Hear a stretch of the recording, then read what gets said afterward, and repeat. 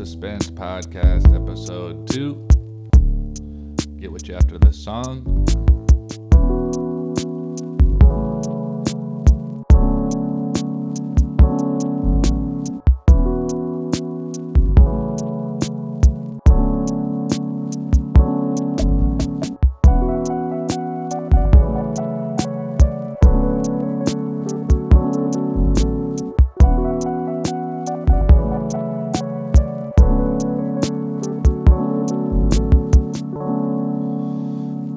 There goes the song, and I'm just going to jump right into it. This episode is going to be about transhumanism, which is an idea that is kind of polarizing if you have encountered it at all, which when I was kind of just talking to some of the people who listened to the first episode and kind of getting some constructive criticism from them, just doing a brief poll of my very small audience, it sounded like a lot of people didn't really know what it was.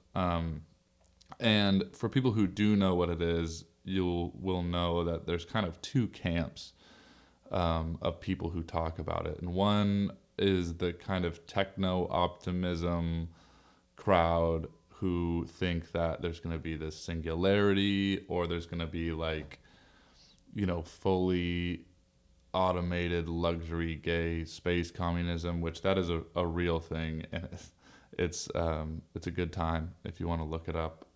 But these people who think that we're going to ascend into a new state beyond human by joining with computers and robots, like downloading our consciousness into the cloud, and that's the singularity, and we'll all be these kind of collective, self-sustained, immortal digital sprites floating around the cloud, which is cool, if you're into that sort of thing. I don't think I would personally sign up, but I don't fault anybody. I'm probably just gonna be, if that type of thing was to come out in my lifetime, I would probably be very old, and I'd be one of those old people who is nah, I don't get it, I don't want to do it. And then my family is you have to, Grandpa, don't you understand? It's basically heaven. Why don't you want to come with us? And I'd be no. And, it'd be sad. But yeah, I just don't think it's for me. Anyway, I'm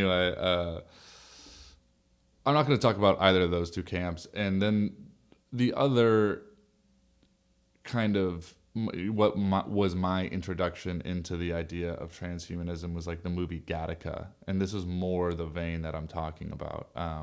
That is to say, the genetic angle of transhumanism.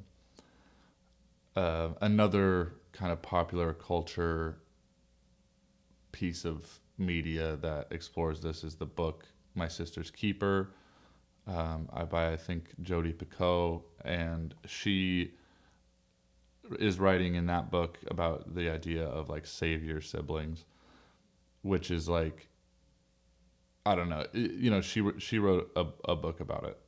So read that, or look up a synopsis, or just Google savior siblings if you're curious. But it's pretty dark shit. So yeah, those that's kind of more of the vein, Gattaca and My Sister's Keeper. That's what I want to talk about, but not really just those so specifically, because those things, number one, have already been covered, and they've been covered pretty well and popularly. So if I had to title my specific take, it would be something like transhumanism as a 21st century rebrand of eugenics. And I guess the best way to justify that is by going all the way back to the beginning, because eugenics is actually an incredibly pernicious idea in Western civilization. It predates what we consider the kind of bedrock thinkers of Western civilization. back to guys that we're not even sure really existed. Um, the my example being Lycurgus, who was the Spartan lawmaker, kind of mythical figure who came up with the whole council of elders that, like, if you saw the movie 300, it did, albeit a very stylized version, but a pretty decent, it gives you a pretty decent understanding of what they were trying to get at, which is, you know leave the babies out and expose them to the elements and bathe them in wine and just do all kinds of shit that's no good for them. And if they survive, then they're going to be strong, which obviously, like, scientifically doesn't make sense. Ethically doesn't make any sense. Politically, it doesn't really make that much sense. Militarily, it's pretty dumb. But whatever, they thought it was a good idea. And so then Lycurgus actually leads to Plato, because a lot of those ideas in Spartan civilization is what Plato based his kind of probably his biggest contribution, the Republic, on. And in the Republic, he goes into all these ideas of selective breeding and it's just eugenics. But even before we knew what genetics were, it was just kind of this, and I don't know if it has to do with maybe like biologically for evolutionary reasons we have some kind of like intuitions of genetics or something like that. But he talks about selective breeding, trying to get the smartest and most healthy people to have kids and to encourage or sterilize or whatever people who he thought that the society would consider undesirables. And then in Rome, you have kind of the same idea, just later on, but it's the same thing. There was a law where fathers were legally required to kill any babies that they had that happen to have any birth defects. So this is something that has been in Western civilization's psyche forever. And then, of course, like what most people would consider to be the kind of founding of the idea of eugenics, like that kind of late 19th century, early 20th century, post-Darwin, like mutation of the theory of evolution that led to eugenics. I think that the guy who coined the term eugenics was actually like a cousin or something of Charles Darwin, who actually, Darwin himself criticized. He didn't think that the ideas were entirely sound, which turns out he was correct. But then the U.S. ended up being the earliest adopter in as far as the state imposing any kind of eugenics-based laws. And that happened in Indiana first. I believe there's a book called, I think it's called A Century of Eugenics in the United States of America. And it all started with good old Hoosiers. And then California was actually the state that released the study that made its way to, the study about eugenics, the eugenics program that they were running, that made its way to Nazi Germany and ended up inspiring all of their eugenics programs. So, a lot of people associate it with, associate the idea with the Nazis, but the Nazis were actually so horrible that they depopularized an idea that did not originate with them, that is actually much older than them, and the modern version originated with the U.S. So there you go.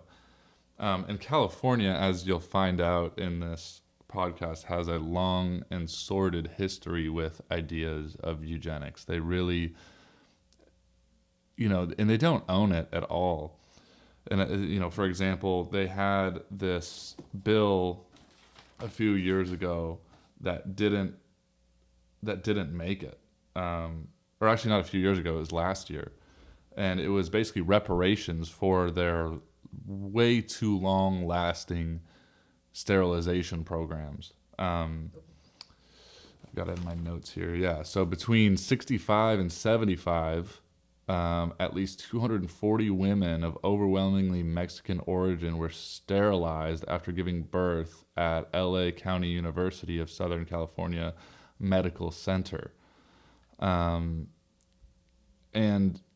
this bill was designed to kind of pay reparations to those women, and the 144 female inmates between 2006 and 2010 who were sterilized without proper authorization, including 39 cases of that number which were sterilized with, quote, deficiencies in the informed consent process, end quote, which is the most fucking fittingly sterile language that you could use to describe what that is. And it wasn't even until 2014 that California state prison sterilizations were prohibited by Senate Bill 1135. So, yeah, this reparations bill didn't pass. It was last year, and I don't know why it didn't pass. It seems obvious that you would, pay these women some kind of like damages or whatever for fucking tying their tubes against their consent. It's fucking horrible and medieval. And that's not even transhumanism. That's just good old-fashioned eugenics. But they've got other bills. Senate Bill 1095, in Chapter 393, it describes funding for like their newborn screening programs, which is kind of... it's probably mostly a good thing. It's just checking for diseases and stuff. But the worry is that people like abort babies that are like presumed to be destined for a poor quality of life because of, genetic disorders and birth defects. So, they did fund that one, but they didn't fund the other one. And I'm not really saying much about that, because number one, I don't understand it well enough, and I do think that it's probably good to know what kind of challenges are going to face your offspring. But it is worth noting, I did come across looking up the kinds of technologies that this bill provided funding for, like PGD, which stands for pre-implantation genetic diagnosis, that I did come across a few people who they had videos titled like "Why I Regret Getting PGD," and their complaints were like that, mostly about like that the technology itself, or like the rationale behind the technology, actually ends up getting rid of some viable embryos, I think, because according to the video I watched, which I don't know, it wasn't a scientist talking. It was like some mom on YouTube, but she linked to a study that I tried to read and, barely was able to glean anything from. But it sounds like basically the idea is they take cells from the like outer part of the embryo, and those cells are more likely to be like coming up positive for genetic disorders because the embryo actually is shedding those cells. So those are the ones on the outside, where like the core of the embryo is actually more likely to be like genetically sound or whatever. I don't know, but there does seem to be some controversy about it. Anyway, that's and PGD is kind of like the Gattaca version of transhumanism. But I want to get into some more of the weird stuff. So let's do that. I'm going to read a quote to you from Max Moore, who is the kind of father of transhumanism. The only guy kind of before him who might have coined the term is a fellow by the name of FM 2030. That's what he changed his name to. I think it's his initials and then 2030 is in reference to the year. And I think he was hoping to live that long, because I think he would have been like 130 or something by the time 2030 happened. So it was kind of like a hope. But yeah. Max Moore says, when defining transhumanism, he says, transhumanism is a loosely defined movement that has developed gradually over the past 2 decades. Transhumanism is a class of philosophies of life that seek the continuation and acceleration of the evolution of intelligent life beyond its currently human form and human limitations by means of science and technology, guided by life-promoting principles and values. So his name will probably come up a couple more times in this. This Max Moore guy seems to get around. It's kind of interesting. But the common thread that I find with a lot of these transhumanists is a desire for immortality and a denial of death, which Ernst Becker will tell you is always a bad idea. So I think it would be fun to read you a little bit of a story that appeared in the New York Times about a Mr. Jeffrey Epstein. Yes, Jeffrey Epstein, the famous pedophile and financier, elbow rubber, and all-around piece of shit. So here is the article, or sections of it. Jeffrey E. Epstein, the wealthy financier who is accused of sex trafficking, had an unusual dream. He hoped to seed the human race with his DNA by impregnating women at his vast New Mexico ranch. And no, I am not reading from InfoWars. I am reading from the New York Times. Jeffrey Epstein hoped to seed the human race with his DNA by impregnating women at his vast New Mexico ranch.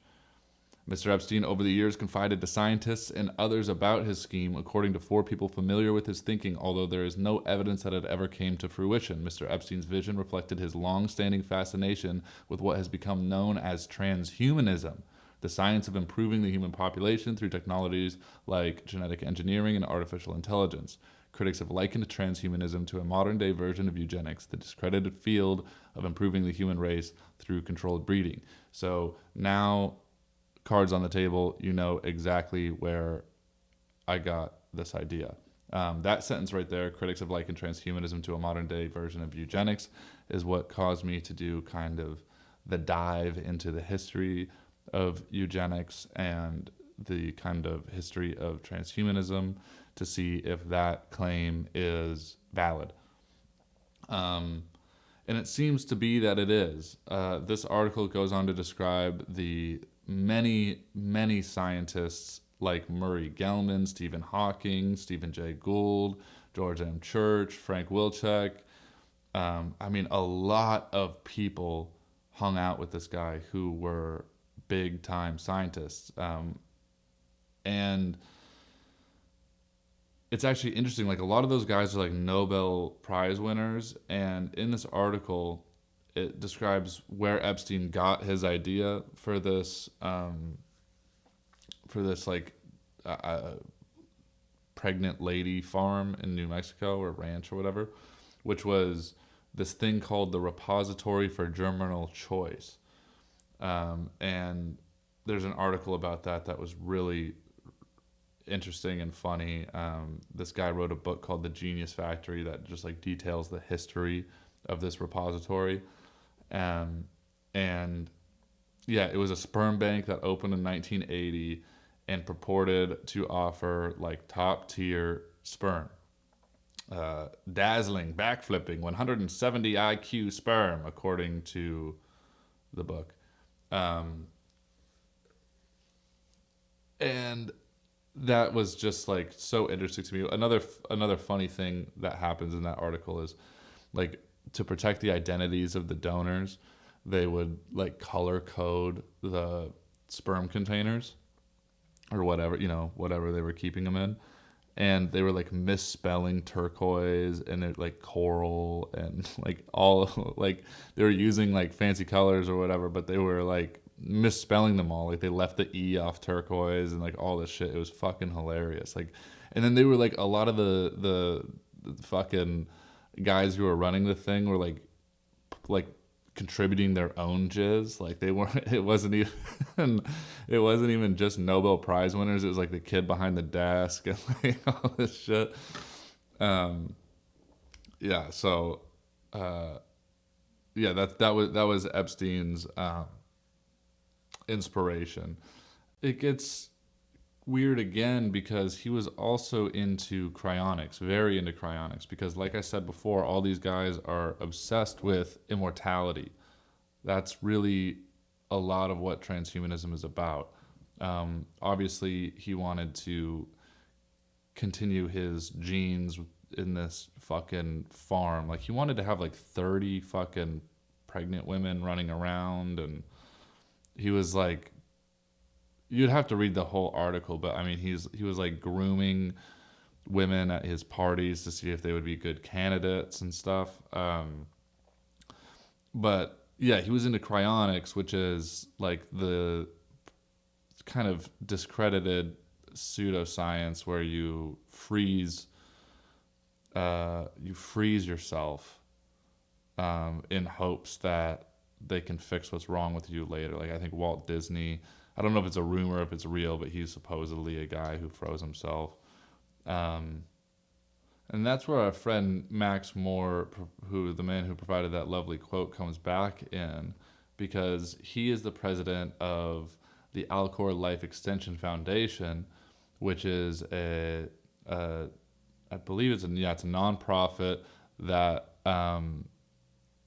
specializes in cryonics. And yeah, so I was reading into them. I looked up some stuff about them and just a little bit from some articles that I read there. Larry Johnson worked at Alcor. Oh, sorry. This is from ABC News. It's the former Alcor employee makes harsh allegations against Cryonics Foundation. So, Larry Johnson worked at Alcor for 8 months. Afterward, Johnson revealed to the world some rather unsettling news about the late, great U.S. icon Ted Williams, who's a baseball player. Primarily about the preservation of his corpse in two parts: his body and his decapitated head. And for the last 3 months of his employment at Alcor, Johnson said he secretly wore a wire to record his conversations, took photographs, and collected scores of internal documents, not only about Williams, but also about what he claims is evidence of careless and highly questionable behavior regarding cryonics at Alcor. Johnson said his concern grew when he was told about an incident that took place in the hills above Los Angeles in 1992. Alcor had received word that Alcor member A1260, a 39-year-old man suffering from AIDS, was very near death and stopped all his medications. According to a lengthy summary of the case on Alcor's website, a response team was assembled at the home of the man and his partner. A makeshift operating room was constructed in the home's garage, and the team waited 2 days for the man to die. Johnson claimed he was told that an experienced Alcor contract employee had grown impatient and allegedly injected the dying man with a potent muscle relaxant that stopped his breathing and may have hastened his death. It was at that point, Johnson said, that he went into full whistleblower mode and started to wear a wire and record conversations at the company. And then there was another case where there was a woman who was given like a bunch of like, I think it was like barbiturates or something, and then she was decapitated and frozen, and then like the cops were like, we want to do an autopsy, and the coroners were like, hey, there was foul play involved, but then and then Alcor sued and they won. Like they weren't convicted of it, but there's some shady shit going on. And in that ABC article, which I'm going to try and link all the articles that I'm reading from in the description this time, there's like a whole transcript of a conversation that the two of them had that is really bizarre, and like the Alcor employee is like, well, we did beat the traffic, and because like that's what he was saying was like one of the main concerns, and like why they killed the guy was to beat the traffic. So yeah, I mean, it's kind of a zany story, and it's definitely like dark or whatever. Now, I'm not trying to make light of it, but this is the kind of stuff that Epstein was interested in at the same time that he was hanging out with like really capable scientists and talking about his ideas with them. And one of the things that I found in that Times article was like that he actually had a lot of like pet research projects and stuff that he was funding through his connections with the science community, which I thought was kind of interesting. It's almost like he was funding like Harvard's programs and all kinds of like individual scientists with their pet projects, and I think that like in return he was granted access to some of the kinds of people who would entertain his like more wacky ideas.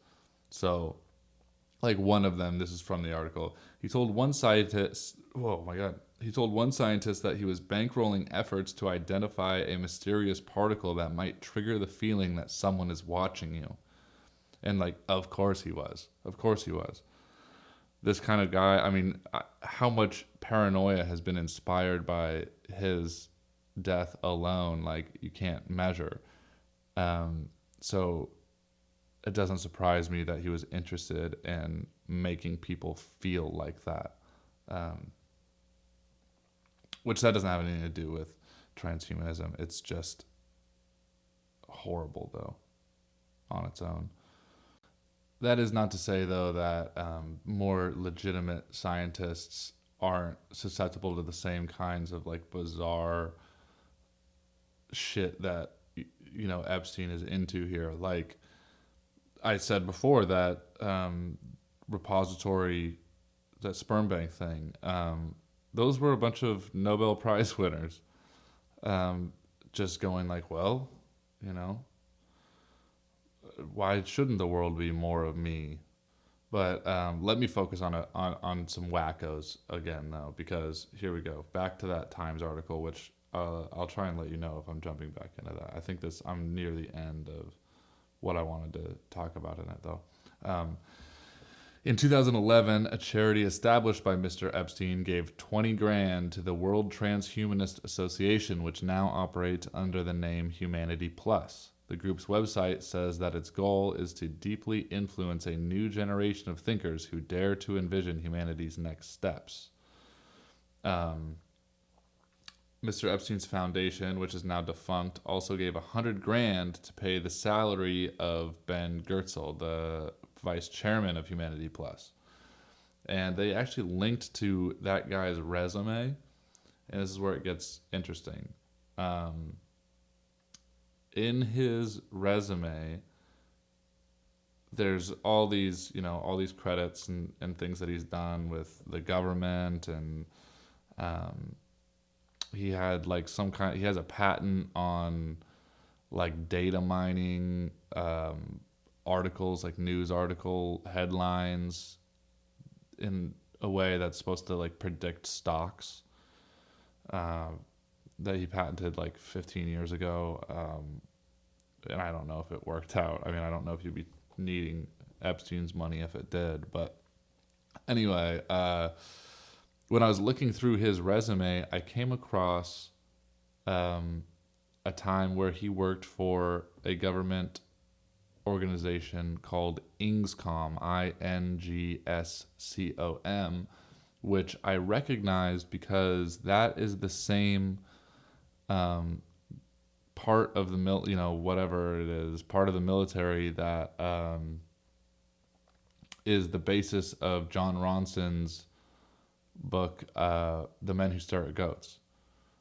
like all of those like psyops programs and like cloud bursting, like in the movie like George Clooney is like staring at fucking clouds trying to like burst them, like and like what he wants to walk through walls and all this shit.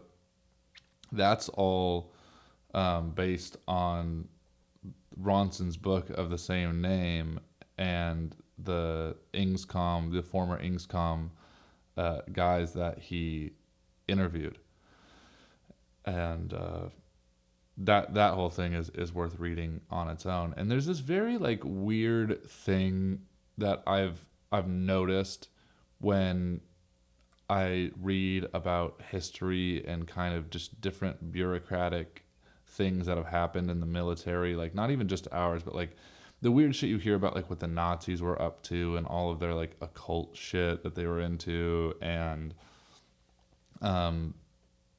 their weird like technologies that they were investing in, and like the same thing where like the Russians were supposed to have at some point like some kind of like sound ray that would like only kill people like in a certain room. There's like a story that came out about that a while ago where people are like, we don't know what happened and maybe it's the Russians. And the US has done the same thing where we invest in like this really bizarre shit, and it's like you half expect like all these generals sitting around like a Ouija board like with like tarot cards out and it just makes you wonder like what the fuck is the stupid limit on all of this stuff. Like how dumb are people allowed to be with like military resources? It's baffling. But anyway, yeah, so that's where that guy comes from. That's what the transhumanists, it's the same kind of thing. Like on one level there's this side of transhumanism that is very like creepy and disturbing, like the stuff that you see in the movie Gattaca and then the My Sister's Keeper. Like those are like legitimate worries about the genetic side of transhumanism, and just this idea that we can make like super versions of us, which actually I wanted to talk about. There's a problem with that, an argument against that I found interesting, which is that it could lead to a lack of genetic diversity, because every time you kind of edit out genetic information, you are narrowing the genetic potential. And so if we got too fine with our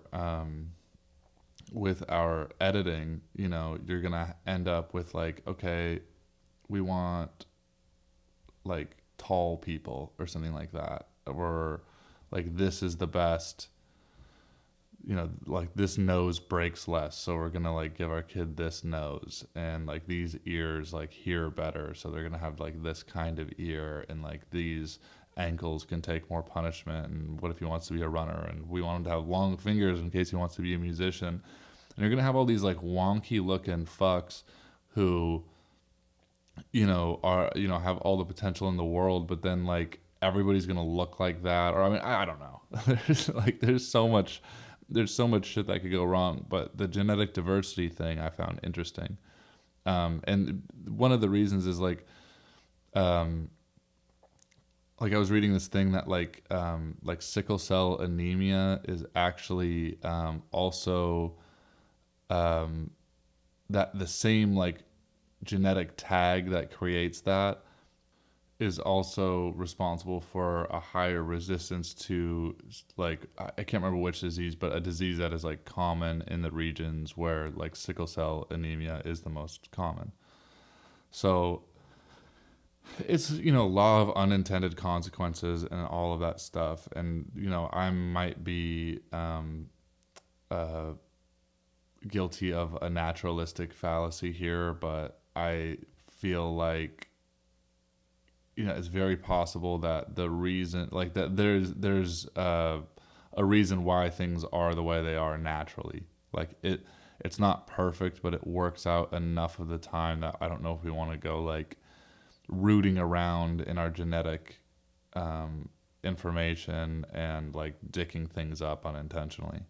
But that's just me. And this brings me to a man that I am not a fan of, Mr. Richard Dawkins.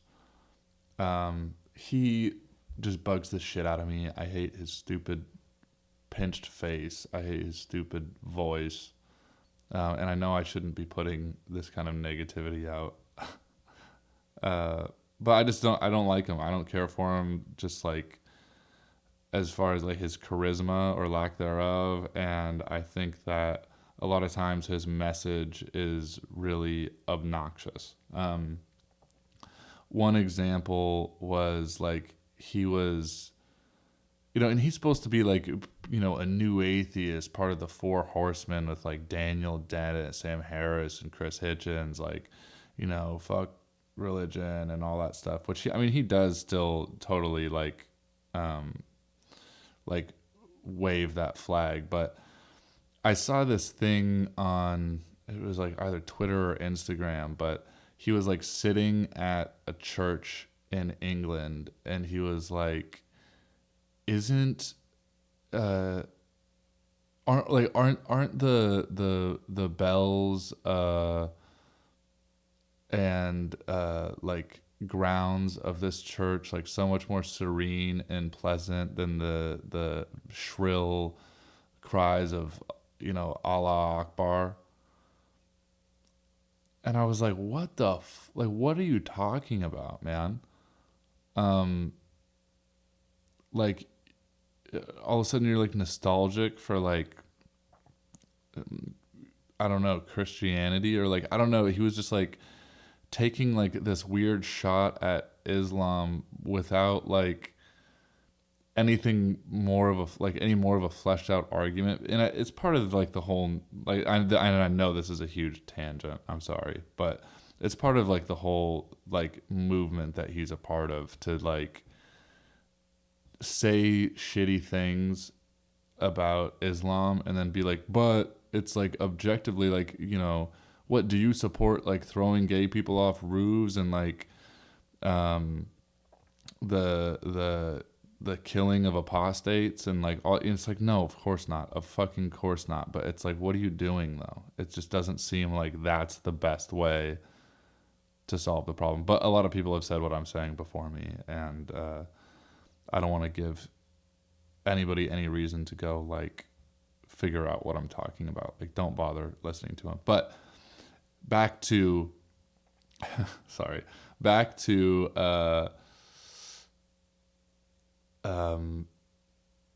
why I brought him up is I found an interview of him talking about eugenics. And I'm just going to read the excerpt from beginning to end because it's not very long. It's two pretty brief paragraphs, but it's hilarious and completely indicative of why I don't take him seriously as a person. Okay, so here it goes. By the way, this is from the Herald Scotland, and the link will be in the description. In the 1920s and 30s, scientists from both the political left and right would not have found the idea of designer babies particularly dangerous, though of course they would not have used that phrase. Today, I suspect that the idea is too dangerous for comfortable discussion, and my conjecture is that Adolf Hitler is responsible for the change. Nobody wants to be caught agreeing with that monster, even in a single particular. The specter of Hitler has led some scientists to stray from ought to is, and deny that breeding for human qualities is even possible. But if you can breed cattle for milk yield, horses for running speed, and dogs for herding skill, why on earth should it not be possible to breed humans for mathematical ability, musical ability, or athletic ability? Objections such as, these are not one-dimensional abilities, apply equally to cows, horses, and dogs, and never stopped anybody in practice.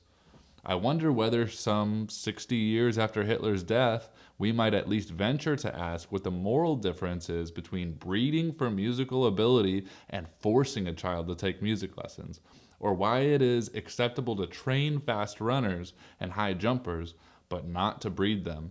I can think of some answers, and they are good ones, which would probably end up persuading me. But hasn't the time come when we should stop being frightened even to put the question? Okay, I know I read that really obnoxiously, but I can't do it any other way. I hate him so much. Hate him so much. Because he's just so stupid. Like, that whole last paragraph there, it's like, why even say any of the things that you said before those last couple sentences? It's like, you know why, but you're trying to, he's doing that thing where it's like, you know, I'm into dangerous ideas, you know, eugenics is a taboo to even talk about. And I think we should talk about everything. It's like, no, it's a fucking bad idea. It's like almost every time it's implemented, becomes racist.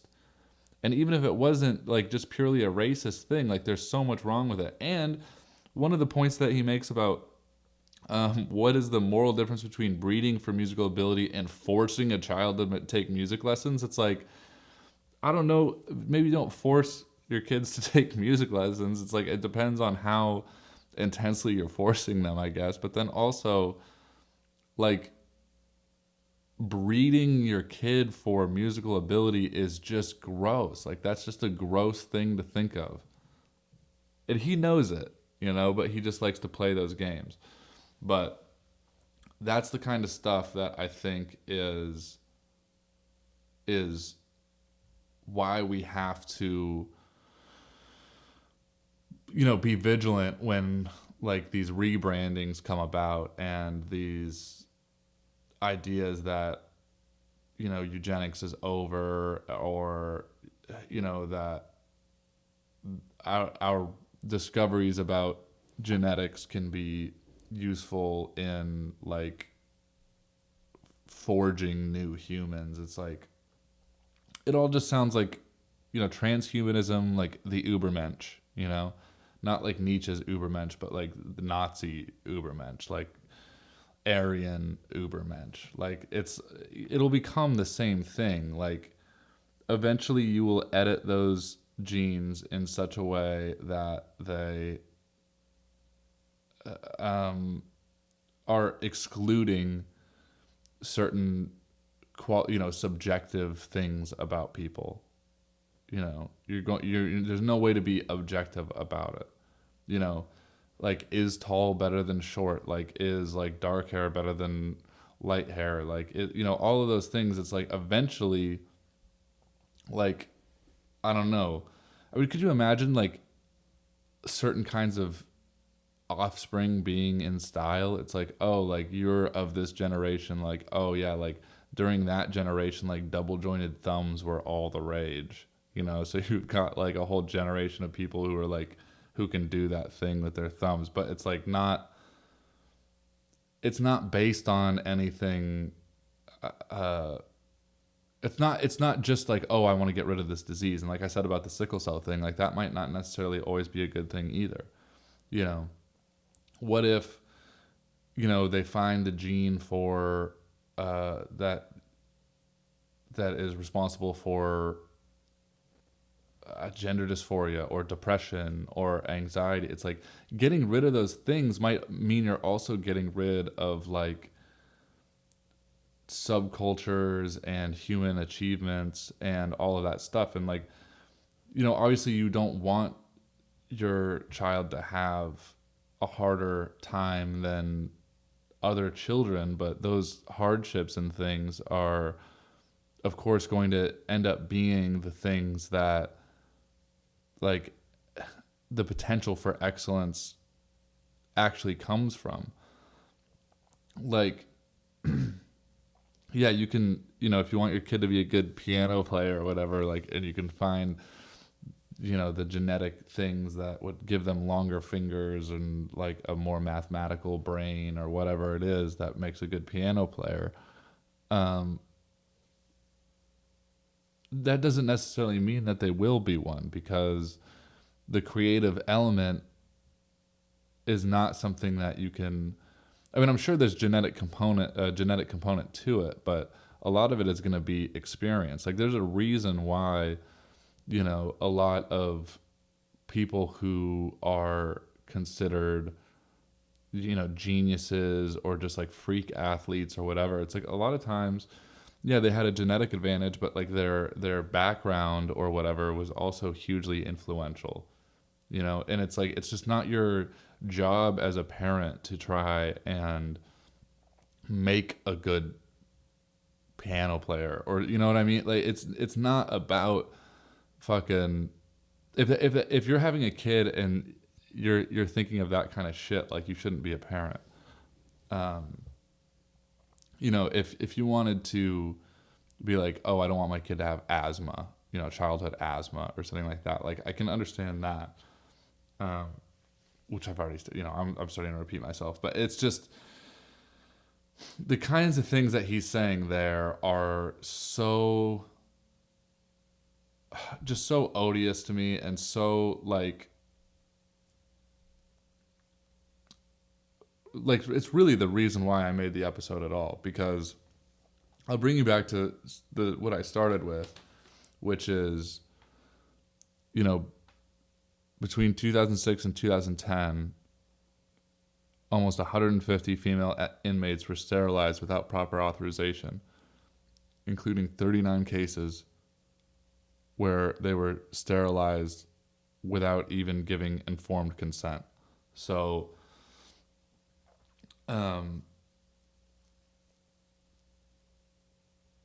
there's more to all that. Like, eugenics stuff doesn't hit everybody equally, even if the law doesn't specifically state, it doesn't have there's no racist language in the law. It's like in practice, whether it's transhumanism or eugenics, it's going to end up in that result. Like through the California sterilization programs, women in general were 14% more likely to be sterilized than men, because the doctors thought that they were suffering from, they thought they were like more emotional or whatever sexist attitudes like caused that number. Or they thought it was going to be easier to get away with sterilizing a woman than a man. But then among female Latina patients, it was 59% more likely than non-Latina women. So, I mean, it's just very obvious that they were trying to get rid of, they were trying to control the population of Hispanics in LA and California. And fuck them for that. And that's like, it might seem rambling. Like I talked about Epstein and, Ingscom and Alcor and all this stuff, but it's like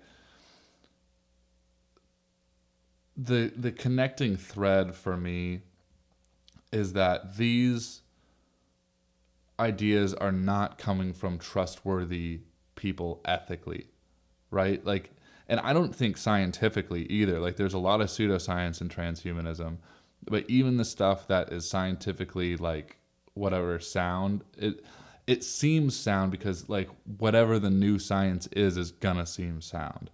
And I'm not anti-science or anti-intellectual, but I am a fan of history and paying attention to patterns. And I see transhumanism as part of the same tradition that eugenics came from.